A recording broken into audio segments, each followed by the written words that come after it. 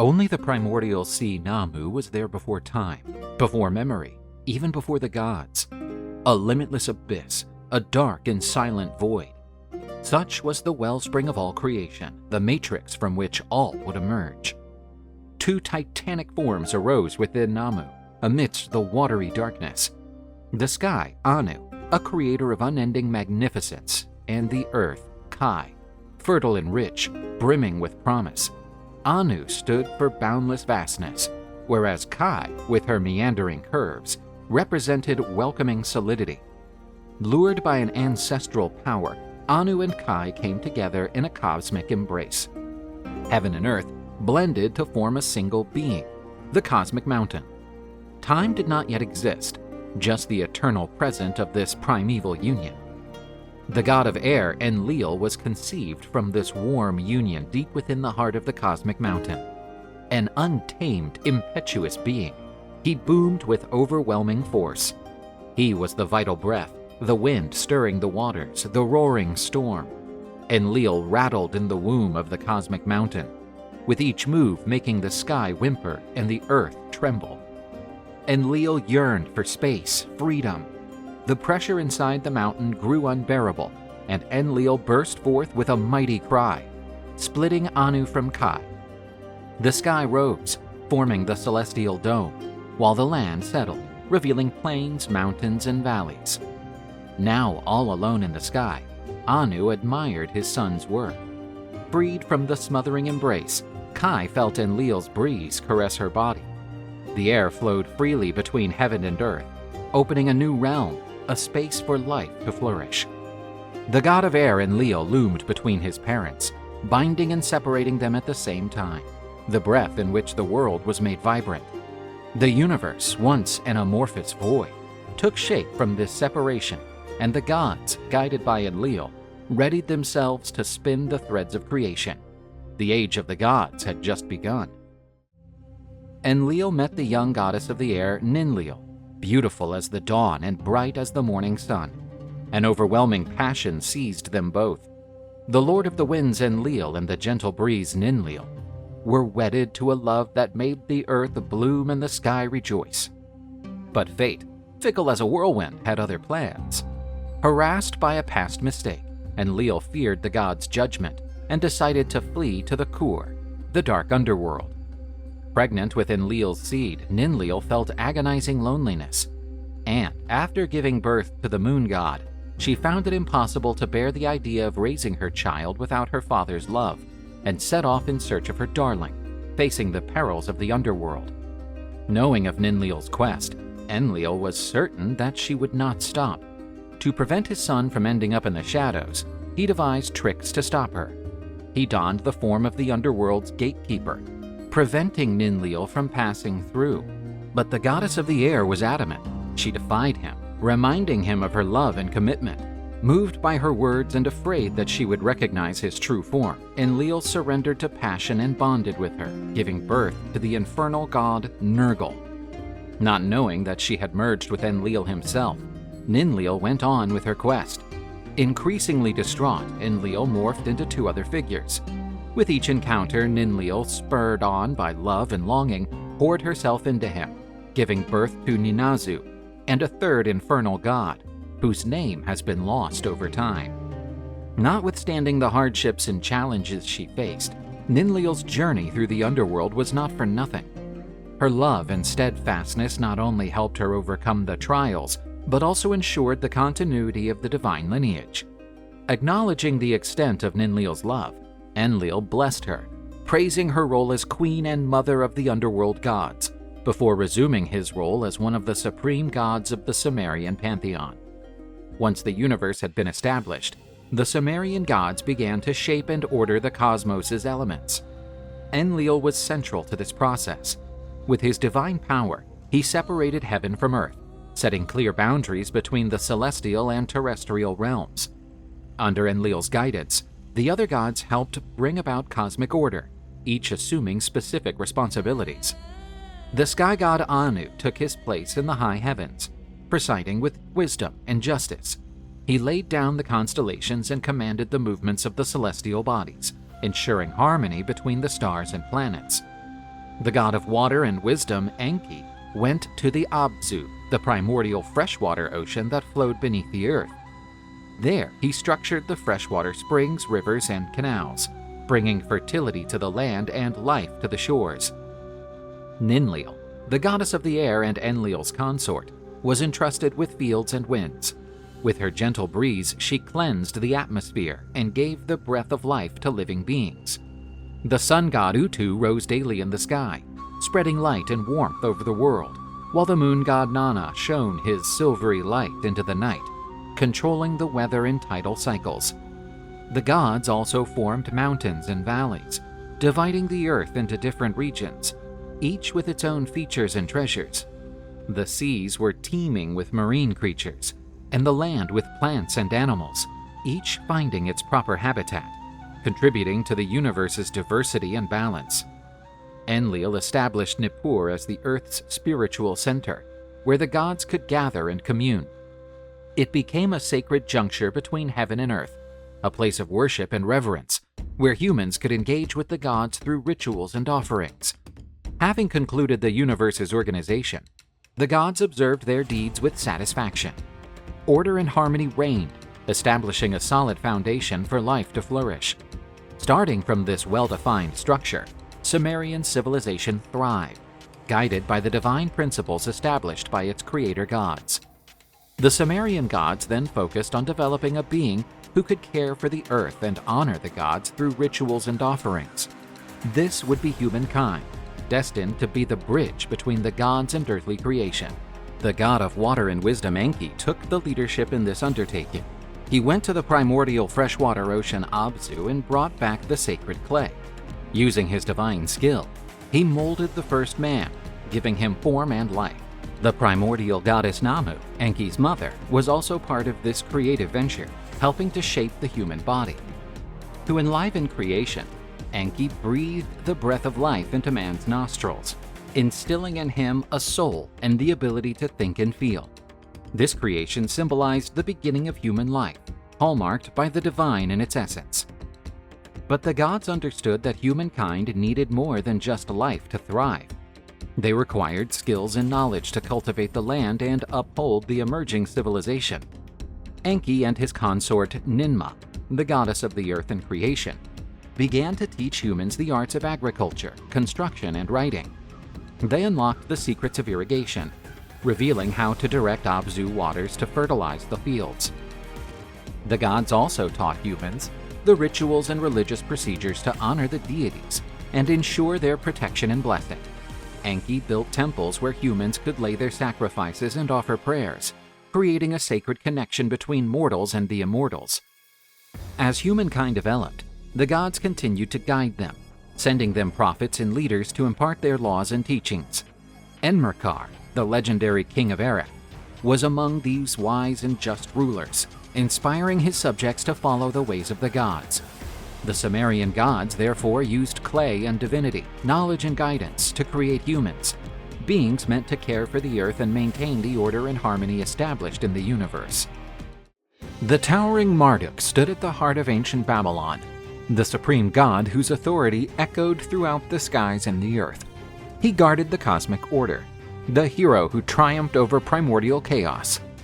A cosmic event was brewing in the depths of Abzu, the primordial chasm of fresh waters. Ea, the god of wisdom and the waters, and Damkina celebrated the birth of their son. This would not be an ordinary god, but a deity of inconceivable power, destined to shape the destiny of the universe. A god of unparalleled beauty and strength emerged from the pristine waters of Abzu. His eyes searched the darkest corners of existence, while his ears heard the echoing whispers of the cosmos. As he opened his mouth, his fiery tongue lolled out, revealing the intensity of his power. Marduk embodied divine strength and majesty, a beacon of light amid primordial chaos. His birth presaged a new era, a time when order would rise above chaos, and the fate of the universe would be rewritten. News of Marduk's birth echoed through the corners of the universe, reaching the ears of the sky god Anu. Interested by the young god's emanating power, Anu descended from his celestial dwelling to behold the new deity. As Anu contemplated Marduk, he was struck by his beauty and grandeur. Marduk's brute strength was evident, but the intelligence that shone in his eyes was what impressed Anu the most. Acknowledging Marduk's greatness and potential, Anu realized that a new cycle of cosmic order was about to begin.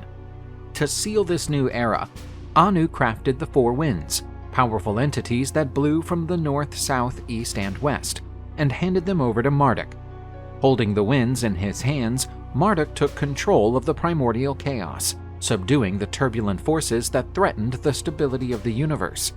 From this point on, Marduk assumed the role of guardian of cosmic order, charged with maintaining the balance between the forces of the universe. But the newly found peace and order would not last forever. The primordial goddess of salty waters and the personification of chaos, Tiamat, awoke from her slumber with a lust for destruction.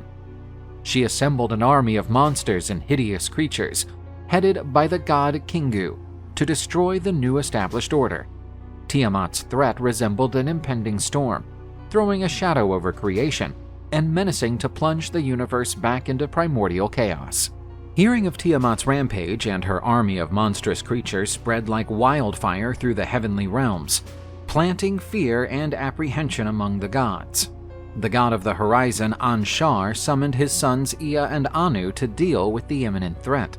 The god of wisdom, Ea, and the god of the sky, Anu, set off towards the chaos, armed with all their powers and incantations. But as they approached Tiamat's lair, the full extent of the threat was unveiled in all its awful glory. The creature's thunderous roar, the chaotic energy emanating from Tiamat, and the vision of her monstrous army were all enough to fill the hearts of the gods with terror. For all their power, Ea and Anu recoiled at the threat, realizing that the battle against Tiamat was far beyond their means. Considering the powerlessness of the older gods, hope seemed lost, until Ea remembered his son Marduk. The mighty god was called upon to lead the battle against Tiamat. He accepted the challenge, confident in his power and ability, but not without imposing his terms. He demanded that, in exchange for his triumph, he be appointed supreme god, with absolute power over all others. Looking to Marduk as their only hope of salvation, the gods agreed to his demands. The summoning of Marduk was a turning point for the battle against chaos, igniting the flame of hope amid the impending darkness. From the depths rose Tiamat, the personification of chaos, her eyes burning with rage, her scaly body rippling with destructive power. Her voice reverberating through the void, Tiamat said, "Arrogant young fool, do you dare challenge my power? Your allies are weak, and you are no match for the strength of primordial chaos." Marduk retorted with a defiant smile. "Tiamat, your words are as empty as the abyss from which you sprang. I am Marduk, the king of the gods, and my order will prevail over your chaos." With one swift motion, Marduk invoked the four winds, his trusted allies. They pounced on Tiamat, yowling and roaring, their relentless gusts pummeling the goddess's body. The south wind, the north wind, the east wind, and the west wind swept over her, gusting so strongly that Tiamat found it impossible to tighten her huge mouth. Marduk used the opportunity to prepare his next attack, the fury of the storm growing in his eyes. With Tiamat trapped by the winds, Marduk hoisted his shimmering net, a symbol of the order he represented.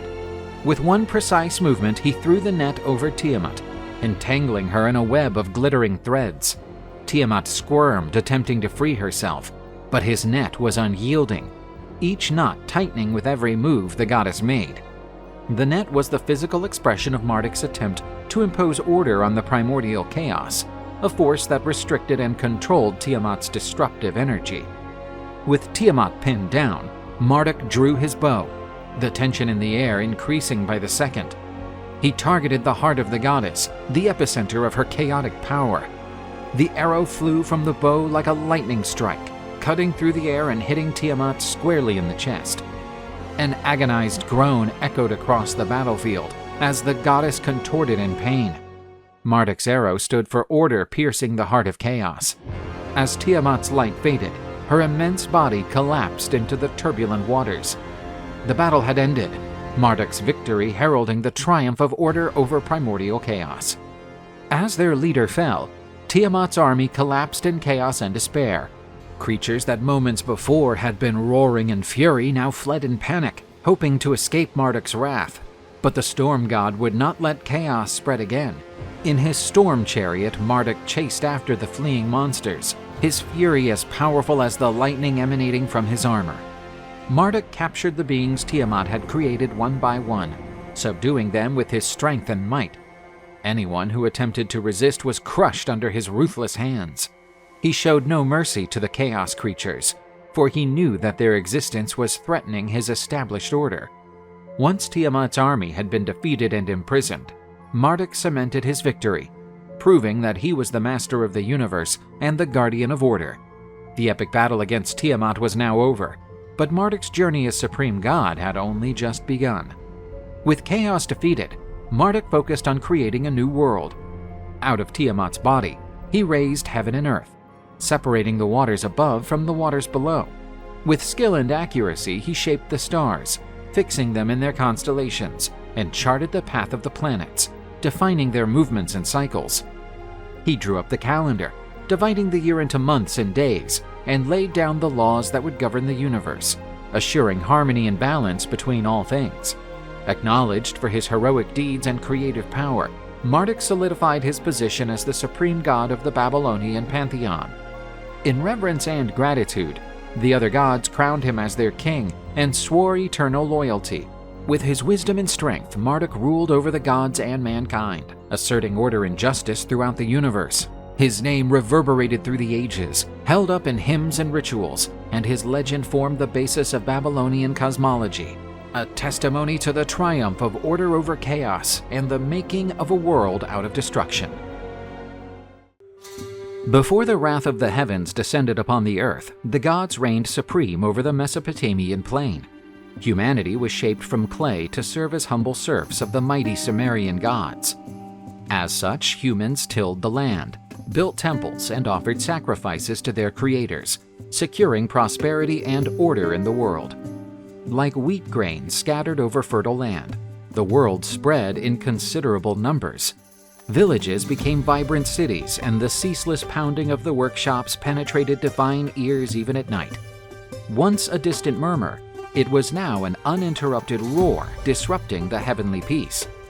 The god of winds and storms, Ninlil, who ruled from the top of his dome in Nippur, was the most distressed. His once peaceful sleep was now filled with nightmares. With every wind gust, he heard human cries, the clank of weapons, and the wailing of children. He sensed the ground vibrating under the hurried footsteps of mortals, the burden of their reckless constructions and the smell of their excessive ambitions. Ninlil said, "Enough! Humanity has turned insolent, a plague infesting the earth with its arrogance. Their noise stops me from thinking. Their agitation stops me from resting. May they be wiped out, so that order may be restored." And so Ninlil let loose his fury on mortals. Terrible plagues ravaged the cities, polluting the air and rotting the crops. Relentless famine gripped the land, turning strong men into hungry wretches. Like a hungry wolf, disease prowled in the shadows, taking with it young and old, rich and poor, with no mercy. But the god of wisdom, Enki, who had molded humans with his own hands, could not stand by and watch their annihilation. He whispered secrets to the men, teaching them how to assuage Ninlil's wrath. With purification rituals, incense offerings, and animal sacrifices, the humans begged for forgiveness. Ninlil's fury calmed down for a little while. The earth blossomed again, and humanity felt relieved.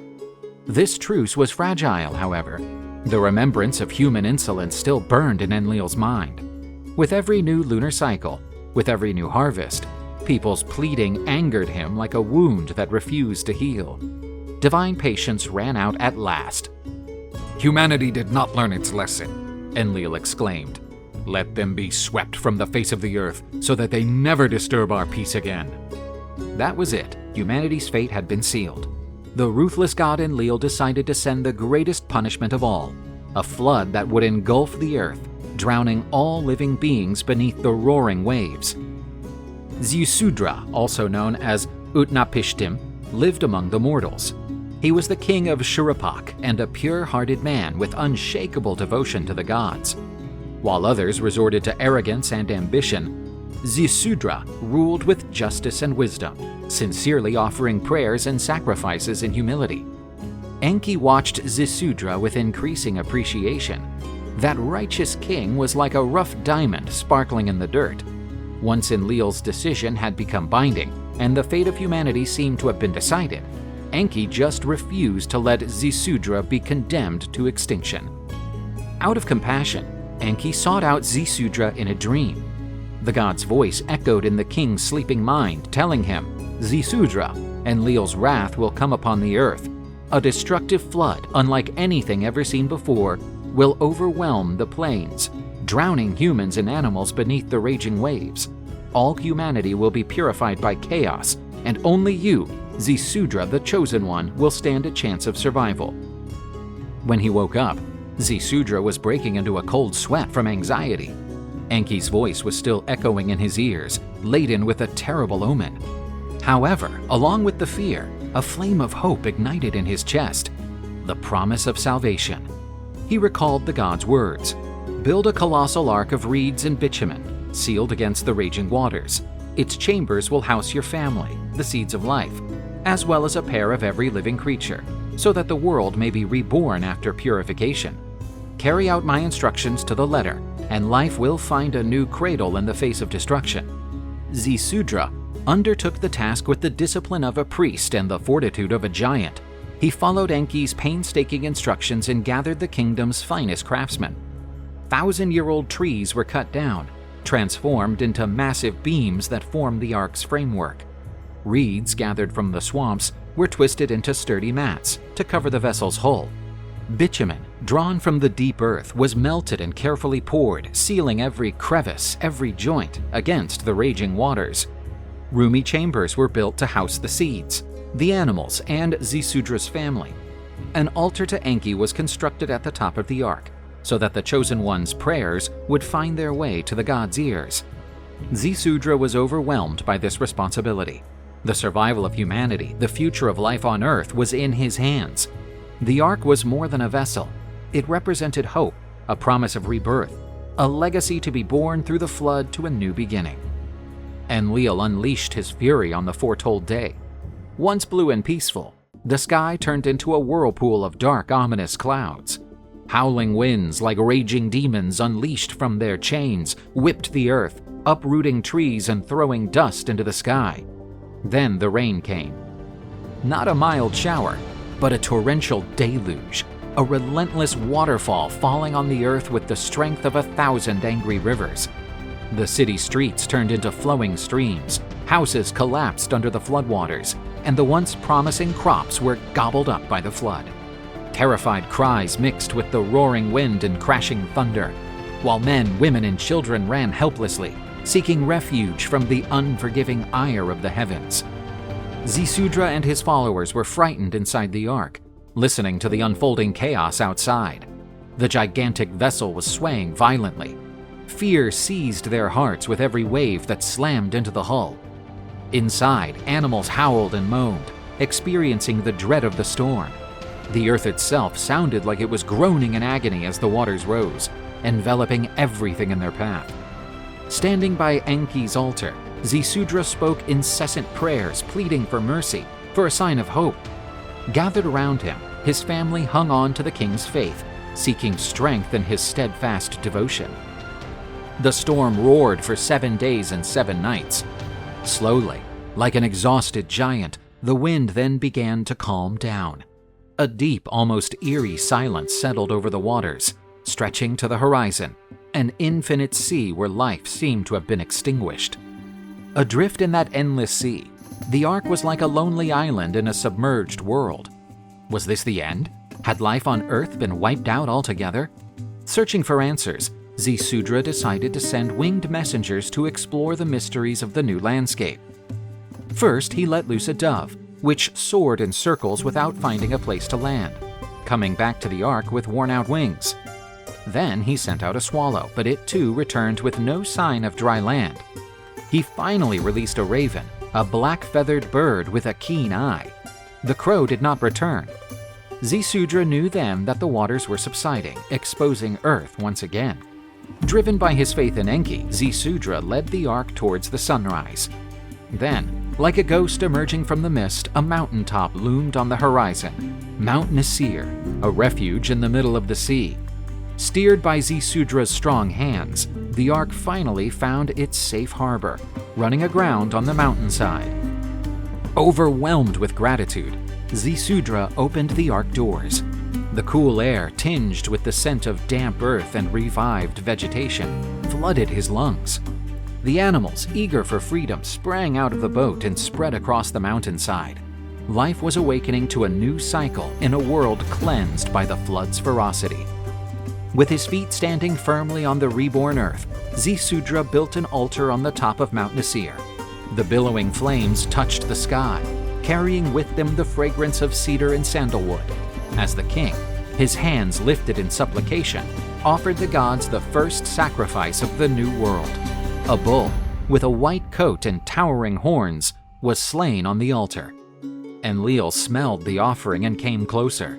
Once a furious god, he now watched the sight with regret. The sheer vastness of the destruction, the oppressive silence looming over the land, the burden of loneliness that surrounded him, all of it crushed his chest with a stabbing pain. Then Enlil said, "Fury has blinded me, and anger drove me to an act of senseless cruelty.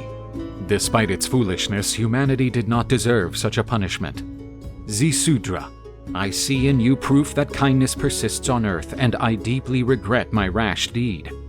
The other gods assembled around the altar silently nodded. From that day on, humanity would no longer be wiped out by a flood. Sacred and precious life would be protected and guided with wisdom and compassion. As Enki drew near to Ziusudra, he placed his hand on the king's shoulder, adding, "Your unflinching faith, your obedience, and your devotion have made you worthy of the highest reward. Ziusudra, from this day on you will be immortal like the gods. You shall leave the mortal lands and head for Dilmun, the island paradise where the sun rises, a place of eternal spring, where death is powerless and sorrow never finds its home." Ziusudra, together with his wife, embarked on a new journey, leaving the devastated world behind. With its golden beaches, lush gardens, and crystal-clear rivers, Dilmun welcomed them with open arms. Ziusudra and his beloved would live there forever, bearing witness to life's rebirth on Earth. The floodwaters receded, uncovering fertile soil ready to be farmed. Free from the ark, the animals replenished the forests and plains. Cities were built from the ruins, and new generations learned from their ancestors' tales about the fury of the gods and the importance of humility. The flood scarred humanity's memory, a warning about the dangers of hubris and disrespect for the gods. Humankind moved on, carrying with it the teachings of the flood, building a new future under the light of Enlil's promise.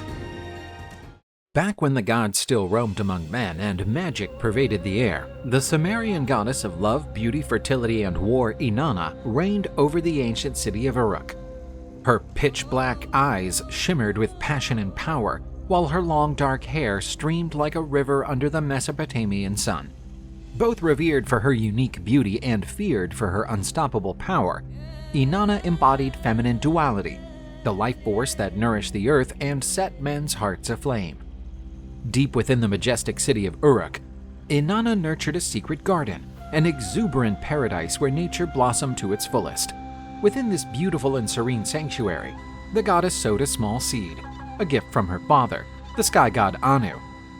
That seed was exceptional, infused with an ancient power that could transform the garden into a wonderland. The seed germinated and sprouted over the course of a few days, growing into a young, strong tree.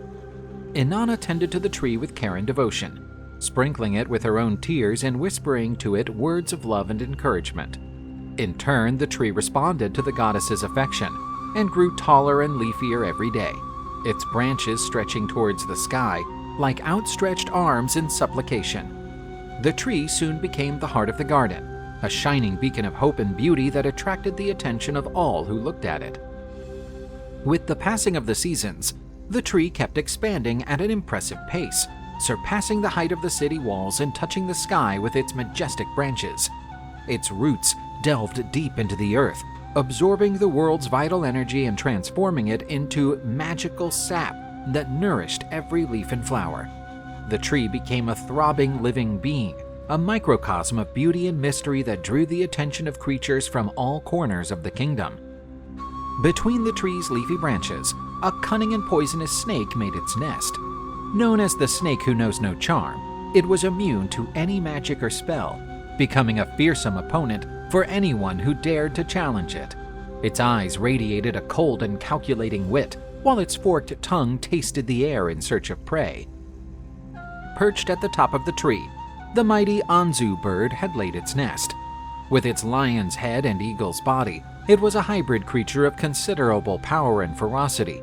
Its razor-sharp claws tore through flesh with ease, while its high-pitched cry could paralyze the hearts of the bravest warriors. Anzu guarded the secrets of heaven and earth, and its presence in the tree indicated that it was a site of great power and importance. The demon Lilith found her home in the roots of the tree. With her alluring beauty and wicked nature, she was a creature of desire and destruction. Her night-black hair concealed an angelic face and serpentine heart. She was the mother of all demons, and her presence in the tree boded chaos and disorder. Once a symbol of beauty and hope, the tree had become a haven for dangerous and unpredictable creatures. Formerly proud of her creation, Inana now felt apprehensive and worried. She knew that the presence of these creatures threatened her garden and the city of Uruk. She decided to build a throne and a bed out of the tree's sacred wood, items that would symbolize its power and beauty. The throne would be a commanding seat, from where she would rule Uruk with righteousness and wisdom. The bed would be a shelter of pleasure and rest, home for her to renew her energy and give herself to her lovers. But the creatures inhabiting the tree prevented her wishes from coming true. With its deadly venom, the snake guarded the tree trunk, preventing anyone from approaching. The Anzu bird, with its sharp claws and screeching cry, protected the higher branches, where the wood was stronger and more resistant. And Lilith, with her charm and guile, seduced and deceived those who tried to approach the tree, bringing them to ruin. On several occasions, she tried to approach the tree, but was rebuffed by the creatures. She used her magic and incantations, but nothing seemed to work against the snake, the bird, and the demon. Inanna found herself faced with a dilemma: give up on her hopes or find a way to overcome the obstacles that prevented her from achieving them. Resolved not to give up on her aspirations, Inanna turned to her brother, the mighty hero Gilgamesh, king of Uruk. Renowned for his superhuman strength, unyielding courage, and incomparable beauty, he was the only one who could help her face the creatures guarding the tree. Heavy-hearted and tormented, Inanna sought out Gilgamesh in his lavish palace. She cried and begged for his help, recounting the history of the tree, the creatures that inhabited it, and her thwarted dreams. Touched by his sister's suffering and spurred on by the challenge ahead, Gilgamesh readily agreed to help her, his eyes sparkling with the promise of adventure and glory. Armed with his gleaming sword forged by the gods and his impenetrable shield, Gilgamesh set off for the sacred garden. The serpent swung at Gilgamesh, spitting its deadly venom, but the hero, with swift reflexes and precise movements, dodged the strike and crushed the creature's head with his shield. The Anzu bird, with its wings as black as night and its roaring cry, swooped down from the sky in an all-out rampage. Using his superhuman strength, Gilgamesh hoisted his shield and blocked the assault. Upon noticing the power of its enemy, the cunning bird decided to break away from the fight, taking with it its offspring that were in its nest. The most devious of the creatures, Lilith, tried to use her charms and wiles to entice Gilgamesh and divert him from his objective. She approached the hero with her bewitching beauty, whispering promises of power and pleasure. But Gilgamesh, with a keen intellect and a heart loyal to Inanna, withstood the temptation. He spoke his sister's name, and with a mighty roar drove Lilith back into the shadows from whence she came. The tree, at last free of the creatures that had inhabited it, rose tall and majestic. With the aid of the Uruk men, who watched him with wonder and respect, Gilgamesh cut down the tree branches and roots, making it ready to be changed into Inanna's desired objects. With the sacred wood in her hands, Inanna could finally grant her wishes. Uruk's most skilled craftsmen labored tirelessly, masterfully carving and polishing the wood. The throne, bedecked with gold and precious stones, stood as a work of art, a symbol of Inanna's power and majesty. The bed, delicately carved and elegantly designed, was an invitation to pleasure and rest, a haven for the goddess to renew her energy. Inanna sat on her throne, sensing the power of the tree flowing through her veins. She gazed at her garden, now free of the menacing creatures, and a satisfied smile spread across her face. The hulapu tree, formerly a symbol of defiance and frustration, had become a sign of her strength and determination.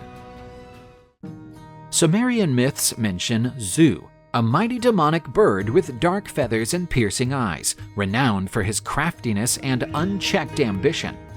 He envied the absolute power that the gods wielded and dreamed of controlling the destinies of the universe. To achieve his ambition, he needed the Tablets of Destinies, sacred objects that bestowed supreme authority over gods and mortals. These were under supervision of the powerful god Ninlil, lord of the wind and the earth, who zealously kept them in his sanctuary. Zu was aware that stealing these tablets would not be an easy feat. He would need a painstaking plan and patience to find the right moment to act. Determined to achieve his goal, Zu proceeded to plan his approach, hoping for the opportunity to claw his way into the Tablets of Destinies. With his sharp intelligence, Zu opted to infiltrate Enlil's sanctuary disguised as a loyal servant. Wearing humble attire and speaking with deference, he won the trust of the Guardians and started to serve Enlil, paying close attention to the god's routines and customs. He watched every move, patiently biding time, waiting for the moment when Enlil would let his guard down. One day, while Enlil was engrossed in his thoughts, Zu seethed at his chance. The god of wind and earth left the Tablets of Destinies unprotected for a moment, and Zu, making the most of the opportunity, quickly grabbed them. With the Tablets of Destinies securely in his grip, Zu felt a wave of power rush through his body. He now knew that he had control over the destinies of all beings. The demon bird took flight, abandoning Enlil's sanctuary behind it, and chaos started to spread throughout the universe. The cosmic order was in jeopardy, and the gods would soon perceive the enormity of the disaster befalling them. With Zu holding the Tablets of Destinies, the cosmos's balance was immediately shaken. The tablets, which granted the power to rule the destiny of gods and mortals, were now held by a being whose ambition exceeded all limits. Zu started to exercise his newly acquired power at will, tampering with destinies as he pleased, and without any regard for the universe's order and harmony. Chaos quickly began to spread. The forces of nature spiraled out of control. Violent storms and earthquakes rocked the land, and the natural cycle of the seasons was halted. Mortals and gods experienced the devastating effects of losing control over their destinies. Human prayers to the gods turned into cries of despair, and even the most powerful gods found themselves helpless against Zu's domination. Once a symbol of order and stability, the pantheon of gods was now overwhelmed with confusion and uncertainty. Changes needed to be made, and quickly, to restore balance and recover the Tablets of Destinies from Zu's grip. Confronted with the mounting chaos, the gods met in an emergency council. The situation was dire, and everyone knew that something drastic needed to be done to stop Zu from further wreaking havoc. While still abashed by the loss of the tablets, Enlil led the council, admitting the urgency of taking decisive action.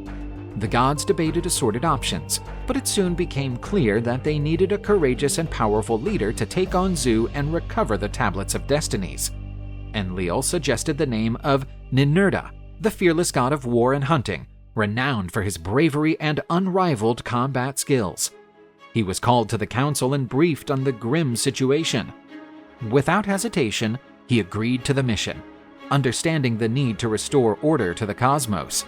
He prepared for battle, arming himself with his divine weaponry and drawing on his inner strength. The gods pinned their hopes on Ninurta, believing that he could face Zu and recover the Tablets of Destinies. With resolve in his eyes and a courage-filled heart, he set off on his mission, knowing that the fate of the universe hinged on his success. Driven by his intuition and the gods' guidance, he finally found Zu's hideaway, a dark and remote place surrounded by storms and chaotic energies. Zu was perched on top of a rocky mountain, clutching tightly the Tablets of Destinies in his claws. His eyes shone with somber power and hubris as he watched Ninurta's arrival. A fierce battle ensued. Relying on his newly acquired power, Zu unleashed devastating blows, tampering with the elements and conjuring up storms. But Ninurta was ready. He drew on all his strength and skill, confronting Zu with unflinching courage. The fight was intense, each blow from Ninurta ringing out with the fury of a war god, while Zu struck back with the powerful pull of his magic and the edge of the tablets. The fight raged for hours, both opponents intent on winning. But Ninurta started to gain the upper hand, his resolve and skill overcoming Zu's arrogance. With one decisive blow from his divine weapon, Ninurta knocked Zu to the ground, disarming and forcing him to drop the Tablets of Destinies. Defeated and powerless, Zu was finally overwhelmed. Ninurta took the Tablets of Destinies, sensing the importance and weight of the responsibility they represented. With the enemy neutralized, he knew that the balance of the cosmos could be restored. Holding the tablets firmly in his hands, Ninurta started his journey back to the Council of the Gods. The thrill of triumph was palpable, but he also carried with him the realization of the havoc that had been wreaked and the need to restore order. On returning to the Council of the Gods, Ninurta was welcomed with a loud ovation. The gods cheered his victory and the recovery of the Tablets of Destinies. Especially Ninlil voiced his deep gratitude and appreciation for Ninurta's heroism. He was celebrated as a true hero. The cosmic order had been restored, and the gods could resume their duties with renewed confidence and harmony. The fearless god of war and hunting from Sumerian mythology, Ninurta, was known for his overpowering strength and unrivaled battlefield skills. He led divine armies against monstrous creatures and powerful enemies, amassing one victory after another. Each conquest raised him higher in the pantheon of the gods, garnering the admiration and respect of both celestials and mortals. His name was a byword for bravery and power, and tales of his deeds were told throughout the kingdom, drawing inspiration from warriors and filling the hearts of his enemies with fear. However, Ninurta's pride grew with each conquest. He saw himself as invincible, a being above all, unattainable and impervious to failure. His humility was gradually eroded by his growing self-confidence and haughtiness. Ninurta started to disregard the advice of the other gods, believing that no one could teach him anything new. A heart once committed to protection and justice started to harden, toughened by pride and a sense of invulnerability. Ninurta's growing arrogance did not go completely unnoticed by the other gods. They worried about the change in what had been a noble warrior into being dominated by vanity. The older gods, familiar with the trappings of pride, murmured among themselves about the need for intervention. Enki, the god of wisdom and the waters, was particularly concerned. He distinctly perceived the dangers that Ninurta's arrogance posed not only to himself but also to the cosmos. Enki understood that a lesson needed to be taught, but he also knew that brute force would not be enough for the purpose. He needed a plan that relied on wit and wisdom. To do so, he would need a unique creation, one that could capture the war god's attention and body, bringing him to a state of helplessness that would force him to ponder his behavior. Having his plan in mind, Enki started to work. With his vast knowledge and creative power, he shaped a creature unlike any seen before. Enki devised a giant tortoise, equipped with an impenetrable shell and enough strength to hold back Ninurta. The turtle stood as a perfect manifestation of Enki's wisdom, slow but resilient, symbolic of the patience and humility that Ninurta had forgotten. He contemplated his creation with relish, knowing that this turtle would be the key to the lesson Ninurta needed to learn. This was a creature that, although simple and perhaps even unpretentious in appearance, had a hidden power that Ninurta would underestimate. Once the turtle was ready, Enki decided to put his plan into action. He sent a message to Ninurta, calling him to a meeting under the pretext of addressing a critical issue. Ninurta headed for the appointed location, eager to show his supremacy once again. But there was a trap. He was ambushed by the giant tortoise, which, with its shell bearing Enki-given magical powers, succeeded in trapping the arrogant god. Ninurta struggled with all his might, using his power as a god of war to try and free himself. But the turtle's shell, laced with Enki's magic, was shatterproof. His moves only served to tighten the grip.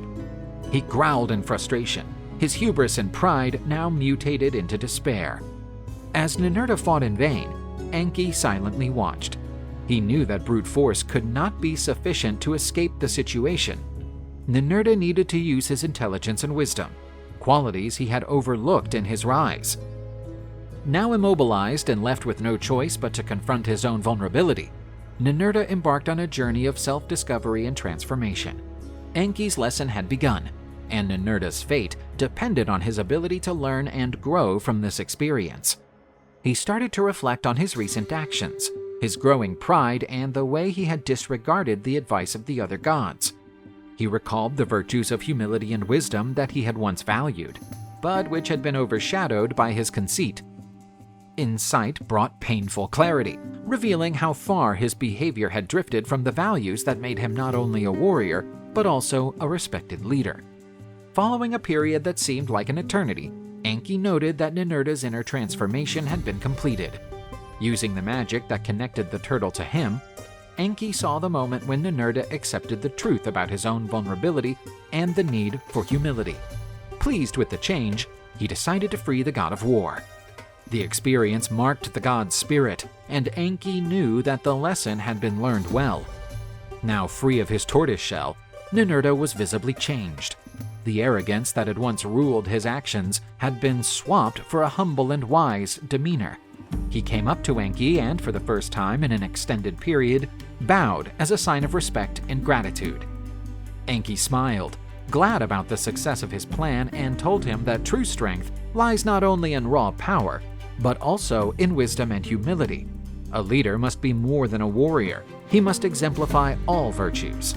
Ninurta led from that day on, not only with strength, but with a newfound sense of justice and wisdom. His humility was rewarded by the respect of the other gods and mortals, making him an even more powerful and admired ruler. Enki's lesson not only saved Ninurta from his own hubris, but also reinforced the harmony and balance between the gods, securing a peaceful and wise future for all. The radiant goddess of love, beauty, and war, Inanna, dwelt in the lands of the ancient Sumer. With eyes as black and far-reaching as the night, she enthralled everyone with her beauty and power. Her long black hair streamed like the Euphrates, and her lean, agile body was festooned with fine jewels and lavish clothes. Inanna was a mighty goddess, known for instilling both passion and fear. She protected lovers and inspired poets, but she was also the goddess of war, leading armies into battle with her unrelenting fury. Her power was enormous, and her influence extended to every part of the world. But for all her glory and power, Inanna was troubled in her heart. She had mastered heaven and earth, but there was still one realm that escaped her grasp: the underworld, the dark and mysterious domain ruled by her sister, Ereshkigal. The goddess was resolved to descend into the underworld, knowing all the dangers that awaited her. She was sure that Ereshkigal would not welcome her with open arms, and that the realm of the dead was a shadowy and mysterious place dominated by death. But Inanna was not a goddess who flinched at challenges, willing to risk all to achieve her goals. In her sacred quarters, Inanna started to prepare for her underworld journey. She selected the finest garments, made of gold and silver threads, and studded with precious stones that sparkled like stars. Each piece was a work of art, a reflection of her divine beauty and power. Inanna added a necklace, which symbolized her royalty and authority. She wore solid gold bracelets on her wrists, etched with protection and power icons. Her hair was pinned up with an ivory comb, ornamented with pearls and gemstones. She understood that her appearance was a mighty instrument, one that could impress and intimidate even the most obscure underworld beings. Before leaving, Inanna sent for her faithful minister Ninshubur, a being of unshakable trust and loyalty. She thoroughly instructed him on what to do if she failed to return from the underworld in 3 days. The goddess said that, if she did not return within 3 days and 3 nights, he would have to don mourning robes and go to the temple of Enlil, the god of the air, pleading for his help to rescue her from the underworld. Ninshubur carefully and respectfully listened to Inanna's instructions. He vowed to carry out her orders and do everything in his power to safely bring her back. The goddess said goodbye to Ninshubur and headed off on her journey toward the underworld. She was sure that the course would be long and dangerous, but she was ready to face any challenge to achieve her ends. Shining in her royal attire, Inanna made her way down the dark stairs to the underworld. With each step, the light of the upper world dimmed, giving way to a cold, oppressive gloom. The air grew thicker and the silence deeper, as if the earth itself were holding its breath. When Inanna reached the first gate, she encountered the guardian Neri. In a grave and threatening voice, he asked who she was for daring to disturb the underworld's peace. With her head held high and a resolute stare, Inanna replied that she was the queen of heaven and earth, and that she had come to visit her sister Ereshkigal. Neri surveyed Inanna from top to bottom, his eyes darting over her jewelry and adornments. To enter the underworld, she would have to strip herself of her earthly possessions, as they had no value there. Inanna grudgingly handed over her shining crown, the symbol of her royalty and power. Neri opened the gate, and Inanna proceeded on her journey. With each gate she crossed, Inanna was forced to relinquish a precious item: her earrings, necklace, bracelets, belt, breastplate, and regal cloak. With each forfeit, she felt her power dwindle, as if she were growing more vulnerable and human. Once she had crossed the 7th gate, Inanna was stripped of all her power and status symbols. She felt exposed and fragile. Naked and frail, Inanna stepped into the judgment hall, where the queen of the underworld Ereshkigal was waiting for her. She was sitting on her throne, her pale face as grim as death. Her black, empty eyes were locked on Inanna. The 7 underworld judges, the Anunnaki, stood around Ereshkigal and silently contemplated Inanna. Ereshkigal questioned Inanna as to what had drawn her to that realm, adding that the living were not welcomed there. Inanna attempted to keep her composure, but her voice quivered slightly when she said that she had come to visit her sister, to offer her deepest condolences on her husband's passing. Ereshkigal sarcastically burst into laughter and told Inanna not to make her chuckle, as she was sure she had come to try and usurp her throne, but to no avail. The underworld goddess rose from her throne and announced that Inanna had been tried and found guilty of greed and arrogance. The sentence was death. The Anunnaki rushed upon Inanna. They grabbed and dragged her to the center of the hall. She tried to fight, but it was useless. The Anunnaki hauled Inanna up and hung her from a wall hook. The goddess was dead, and her body dangled lifelessly. In the upper world, Ninshubur anxiously awaited her return. When 3 days passed without any sign of her arrival, he knew something had gone wrong. Remembering Inanna's instructions, he donned mourning garments and went to the temple of Enlil, the god of the air. Ninshubur begged Enlil to help Inanna, but the god stood idly by. He said that Inanna had violated the laws of the underworld and that she would have to pay the consequences of her actions. Out of despair, Ninshubur went to the temple of the moon god Nana, but he also refused to help, claiming that he could not meddle in the underworld's affairs. Ninshubur was on the verge of hopelessness when he remembered the god of wisdom Enki. He was the only one who could bring his goddess back from the dead. Feeling hopeful again, Ninshubur ran to Enki's temple. He told the god everything that had happened and implored his help.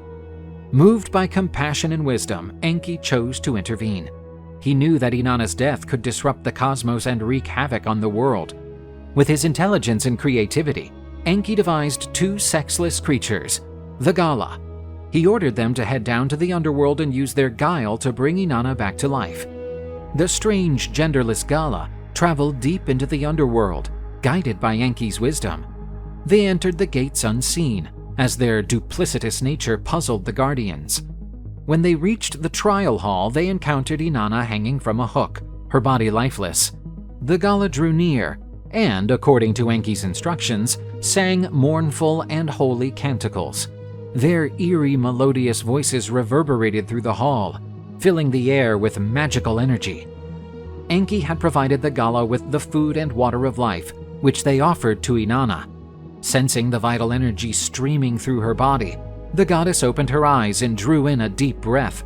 Life surged back into her limbs, and she was released from the hook. Inanna was alive, but her plight was not yet over. The Gala informed her that, if she wanted to leave the underworld, she had to appoint someone to take her place. The goddess faltered. She did not want to sentence anyone to spend eternity in the shadow kingdom of Ereshkigal. But the underworld laws were strict, and she knew she would never escape without abiding by them. Together with the Gala, Inanna made her way to the upper world. When she arrived in her city Uruk, she hoped to find her husband Dumuzi mourning her absence. Instead, she found him in his palace, feasting and celebrating with song and dance. Seeing Dumuzi unfazed by her hardship enraged Inanna. She experienced a wave of hatred and betrayal overtake her heart. How could he be celebrating while she had been suffering so much in the underworld? In her rage, Inanna decided that Dumuzi would replace her in the underworld. Seized by panic, Dumuzi attempted to flee. He ducked into his sister's Geshtinana's house, crying out for protection. But the underworld demons sent by Inanna found him. They snatched Dumuzi and dragged him to the underworld, oblivious to his cries and pleas.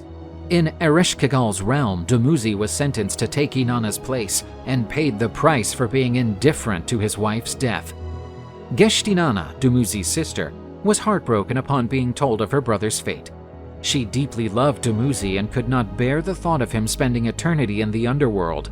Resolved to save her brother, Geshtinana went to meet Inanna. She knelt at the goddess's feet and begged for mercy. She volunteered to take Dumuzi's place in the underworld for half the year, letting him spend the other half in the upper world. Touched by Geshtinana's devotion, Inanna agreed to the proposal. In that offer, she perceived a reflection of the natural cycle of life, death, and rebirth. An agreement was reached. Dumuzi would spend half the year in the underworld with Ereshkigal, and the other half in the upper world with Inanna. This deal epitomized the cycle of the seasons, with Dumuzi standing for the fertility of the earth. During the summer, he would remain in the upper world, bringing life and abundance. In winter, he would descend into the underworld, bringing death and rest to nature. The story of Inanna and Dumuzi became a myth on the eternal cycle of life, death, and rebirth, and the importance of balance between the upper world and the underworld. Many ages ago, when the ancient gods ruled the world, there was a mighty Sumerian king named Gilgamesh. While ruler of the great city of Uruk, Mesopotamia, Gilgamesh built magnificent ziggurat temples, surrounded his city with high walls, and planted many orchards of rare fruits. But Gilgamesh was no ordinary man. He was a demigod, son of the priest king Lugalbanda and the goddess Ninsen. Gilgamesh was an exemplary creature, taller than all other people, with magnificent beauty and uncommon physical strength. Even though he was a demigod and had a longer than normal lifespan, Gilgamesh was not immortal. Despite his physical qualities, Gilgamesh had an arrogant personality and acted as a proud and haughty tyrant. With no one to stop and challenge him, he abused his authority as king, demanding to be idolized by the people and ordering the construction of monuments in his honor. And he seduced any woman who attracted him, even if she was of the nobility or married. The population of the city of Uruk gradually began to despise the king. In their prayers to the gods, they begged to be saved from Gilgamesh's cruelty and lewdness. The powerful celestial god Anu felt pity for the humans and ordered Aruru, the goddess of vegetation, to engineer a creature to rival Gilgamesh. Using a portion of clay, the goddess Aruru fashioned a hybrid being, a mixture of man and animal, named Enkidu. With a hairy primitive appearance and bull's horns on his head, Enkidu lived like an animal in the woods and plains of Sumer. He ate grass next to the gazelles and drank water from rivers side by side with lions. All the animals knew and obeyed Enkidu. He became a protector of wildlife, but did not know how to approach human beings. Upon hearing stories about the appearance of a large and strong man, Gilgamesh decided to send Tiamat, a priestess from the temple of Uruk, to inquire into the case and try to seduce that mysterious man. The goal was to take away his purity granted by the goddess. To the priestess's surprise, Enkidu was as impressive as Gilgamesh, and she quickly fell in love with him. After 7 days and 7 nights of sultry love, Enkidu became civilized. He learned to wear clothes and eat food like humans. After that, Tiamat told him about the existence of Gilgamesh and his reign of tyranny. A great wedding was about to take place in the city of Uruk. But, as usual, Gilgamesh appeared and demanded to possess the bride before the wedding. To the relief of the bride and groom, Enkidu appeared from among the crowd. He had arrived in the city, guided by the priestess Tiamat. Gilgamesh and Enkidu entered a furious argument about the disrespectfulness of interfering in a marriage of two people who loved each other. For the first time in his life, Gilgamesh found someone able to strike back at him. This made him angry. Anticipating the ensuing mayhem, the crowd quickly moved away from the scene, leaving the two giants face to face. Gilgamesh was the first to resort to violence. The two powerful beings exchanged blows. The epic fight between the two demigods lasted for 7 uninterrupted days and destroyed several houses in the city. Each punch landed by the two titans was enough to kill 5 human warriors, but neither seemed to give in, and inevitably they began to admire each other. Gilgamesh finally managed to strike a clean blow and knocked Enkidu down. But instead of exterminating his opponent, Gilgamesh reached out and helped Enkidu to his feet. Both were proud of the great fight and embraced each other, beginning an eternal friendship. From that day on, Gilgamesh became a more just king and stopped tormenting his people. In the following years, Gilgamesh and Enkidu traveled through many unknown lands, where they had a great many adventures together, defeating monsters and heroes of all kinds. But one thought hovered over Gilgamesh's mind. He knew the two of them were growing old and would one day have to face death. To immortalize their names, Gilgamesh asked Enkidu to travel to the cedar forest, where the powerful demon Humbaba lived, a being so dreadful and dangerous that even the gods respected him. Humbaba had never left the forest and had not committed any action likely to provoke Gilgamesh's attack. Still, he had to defend himself against his attackers. When they saw the demon Humbaba, the pair of demigods were paralyzed with terror, for they had never seen such a terrifying creature. Trying to gain courage, Gilgamesh attacked him with his axe. After a few attempts, he wounded the monster sideways. Enkidu used a spear to deliver the fatal blow to Humbaba's throat, ending the nightmarish bout. Before dying, Humbaba cursed them both, saying that one of them would die as punishment for what they had done. Although Gilgamesh and Enkidu had accomplished a great feat, Humbaba's death angered the gods. Still, Gilgamesh and Enkidu returned to the city of Uruk, where they planned to celebrate the event. But an unexpected guest appeared during the party. Ishtar, goddess of love, beauty, war, and fertility, was impressed by Gilgamesh's handsomeness and strength, and decided to make him her lover. Despite her enormous charm, Ishtar failed to seduce Gilgamesh. He rejected her, claiming that he was aware that all of Ishtar's other lovers had died horrible deaths. Ishtar was furious at Gilgamesh's boldness and swore revenge. Ishtar asked her father, the celestial god Anu, for help, begging him to send the most powerful creature of all to kill Gilgamesh and Enkidu. The god Anu sent the bull of heaven to earth to destroy the city of Uruk and Gilgamesh. The bull came down from heaven, bringing with it 7 years of famine and natural disasters, such as hurricanes and earthquakes. The people of Uruk quickly pleaded with Gilgamesh and Enkidu to destroy the celestial beast. The huge confrontation between the two demigods and the strong divine bull shook all of Mesopotamia. Gilgamesh and Enkidu used the same weapons with which they defeated the demon Humbaba, and together they killed the bull of heaven. As a sign of contempt, Gilgamesh cut off one of the bull's legs and threw it at the feet of the goddess Ishtar, who was watching the fight from a distance. Not only was Ishtar angry, but the other gods rebelled against Gilgamesh and Enkidu, deciding to punish them. After deliberating about what had happened, the gods decided that Enkidu would have to die, because he was the one who had held the bull of heaven by the horns for Gilgamesh to give the animal the final blow. A few days later, Enkidu fell gravely ill and realized that his death was near. Seeing his best friend in that situation, Gilgamesh became desperate, asking the best doctors in the kingdom to find a cure, but to no avail. Enkidu died in agony, delirious in Gilgamesh's arms, and Gilgamesh wept bitterly for days. Enkidu's death made Gilgamesh fear for his existence. The dread of the end made him begin a search for the secret of immortality and a way to resurrect Enkidu. He traveled far, through mountains and deserts, hoping to find Utnapishtim, the man who survived the Great Flood and was rewarded by the gods with immortality. With the help of the boatman Urshanabi, Gilgamesh crossed a huge lake of poisonous waters, finally reaching the home of the immortal Utnapishtim. But, to Gilgamesh's disappointment, Utnapishtim explained to him that only the gods could grant eternal life. Even so, there was a miraculous plant in the depths of the sea, capable of rejuvenating whoever ate it, prolonging their lifespan. Gilgamesh dived into the sea and found the plant.